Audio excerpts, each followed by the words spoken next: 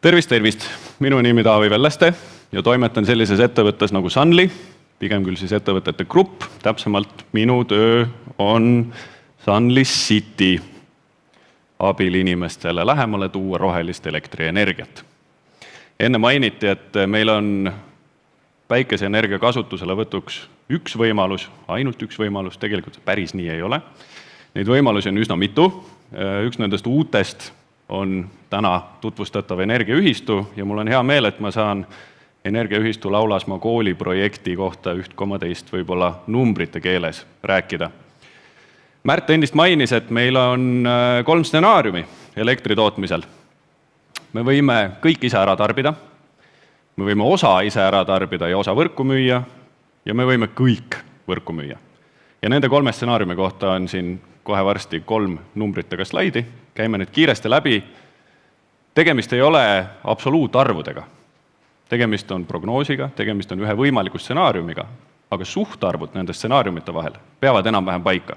Ja nad peavad paika tänasel Eesti turul, ja küll, võib-olla natuke tinglikult, võrgutasud on meil natukeseks ajaks poolikud, aga kevadest kuuldavasti see vist pidi ka lõppema. Nii et jaa, elektri hinna kohta. Kellele ja kuidas elektri hind on ilmselgelt kõvasti tõusnud. Kolleeg Alexelast selgitas, miks ta tõusnud on ja kindlasti on ta meid kõiki ehmatanud. Nüüd, kui me paneme sinna päikesest elektri tootmise kõrvale, siis päikeseenergia on midagi, kuhu me teeme ühel või teisel moel investeeringu, me hooldame teda natukene, me käitame seda, aga laias laastus meie investeering määrab selle, kui palju meile 1 megavatt-tund maksma hakkab. Mis tähendab seda, et selles ulatuses, kui päike elektrit toodab, on meil hind paigas. Meil ei ole vaja karta, et homme on maagaas kallim, et meil CO2 läheb kallimaks. Päikese kütus on tasuta. Kuigi siin üks naljatilk hiljuti mainis, et tegelikult on ju ka päike põlev kivi, mida me kasutame. Aga see selleks. Hästi, ühesõnaga, me saame päikesega hinna ära fikseerida, elektrienergia hinna. Ja me saame siis seda tarbida erinevate stsenaariumite kohaselt. Me räägime praegu Laulasmaa kooli katusele paigaldatavast võimalikust päikesepargist. Pildil on näha ka kool, pildil on näha ka osa neist paneelidest. Selle päikesepargi võimsus saaks maksimaalselt olla 140 kilovatti. See on siis tippvõimsus. Sinna taha me ühendame natukene väiksema inverteri, et tagada paremat tootlust ja nii edasi.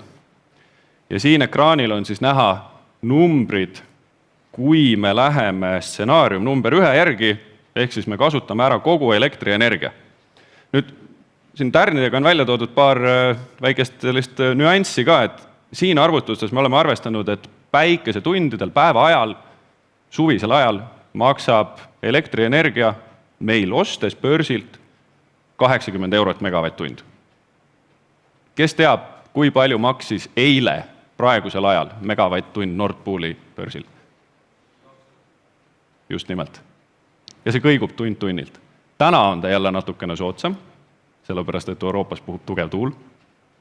Tuulikud töötavad. Nii et see kõigub tund tunnilt päris kõvasti ja me oleme siin praegu arvesse võtnud suhteliselt tagasihoidlikku 80 eurot megavatt-tund. Kalvi, oled sa päri, et see võib olla midagi realistlikku? Lühemas keskmises plaanis küll, jah. Just. Ehk siis, loomulikult see võib olla suurem, võib olla ka madalam, aga me oleme siin sellega arvestanud. Kui meil võrguelekter maksab 80 eurot megavatt-tund ja meie aastas toodame 123 megavatt-tundi elektrienergiat, siis meie elektrienergia sääst on umbes 10 000 euro kandis, võrgutasudelt säästame veel 5000 eurot ja võrkumüügist ei teeni mitte midagi. Kogu tulu umbes 16 000 eurot.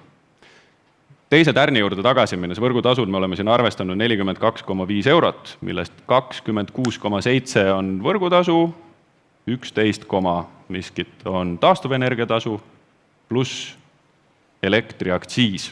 Täna on 1, kevadest pidi ta kõrgemaks minema, kuuldavasti. Kas ta külmutatakse või mitte, seda me näeme.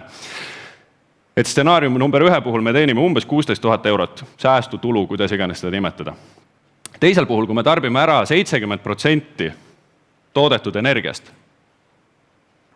kõik ülejäänud näitajad on samad. Langeb meie sääst juba 14 000 euroni aastas.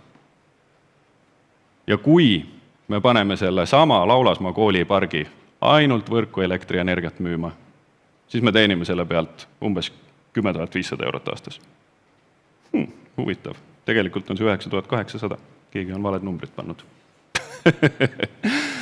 Ehk siis, mis ma sellega teile öelda tahan? Et me saame päikeseenergiat kasutada hästi erineval moel. Me saame sellega kogukonnale kasu tuua, rahalises mõttes, ja me saame sellega kogukonnale kasu tuua seda elektrienergiat kasutades, ehk siis jättes võrgust see energia ostmata. Nüüd siin on väga oluline koht tähele panna, millal me seda energiat kasutame. Kui me räägime selle hoone energiatarbest, üsna pea ilmselt saame täpsemalt kuulda, siis võiks arvata, et sel ajal, kui päike paistab, tarbib see hoone päris palju elektrienergiat. Kui me räägime nüüd teie kõigi isiklikest kodudest, siis kui palju te päeval kodus elektrienergiat tarbite? Just. Keset päeva väga vähe. Peamiselt hommikul, peamiselt õhtul. Ja päike toodab energiat täpselt vastupidise graafikuga. Ehk siis, siin on küsimus, ka koduseid tarbimisharjumusi saab ümber teha, saab panna pesumasinad asjad päeval tööle, saab salvestada. Kui nüüd veel peaks toetusmeetmed tulema, siis miks mitte? See kõlab päris hästi. Aga üks moodus, kuidas kodutarbija saab päikeseenergia kasutamisest kogukonna kontekstis kasu, on just seesama energiaühistu formaat. Et kui kodutarbija ise seda ei kasuta, siis läbi energiaühistu see tulu, antud juhul siis rahaline tulu, jõuab ka temani. Või siis miks mitte ka kokkuleppeliselt mingisugusel muul moel. Nii et need on küsimused, millele mõelda. Väike punkt, millel paluti ka minul peatuda, on see, et milline see park siis välja näeb. Lihtne. Jah? Hästi, mis me näeme siin ekraani peal? See on nüüd Märdi slaidi pealt väike väljalõige. Siin ei ole rahastusskeemi, siin ei ole ühistulist tegevust, see on lihtsalt sõna otsa mõttes park ise. Park Laulasmaa kooli katusel ja 3 erinevat tarbijat. Üks neist on kool ise, teine neist on keegi kohalikest ettevõtetest ja 3. on kodumajapidamised. Kõik need tarbijad saavad oma liitumispunktidest endal ülejäänud elektrienergia samuti võrku müüa ja selle pealt tulu teenida. Aga ühistule kuuluv park selles kontekstis edastab ühistu liikmetele elektri kokku lepitud hinnaga. Märt, on see äriskeemi poolest ühistuga korrektne? Just. Ehk siis, ühistu osa on see vasakpoolne osa seal. Liitumispunktid on igal tarbijal juba eraldi. Miks ma olen siia toonud 3 erinevat liini, mida mööda elekter voolab, on see, et tehniliselt on väga raske ühe inverteri tagant erinevaid tarbijaid kuidagi mõõdetaval moel teenindada.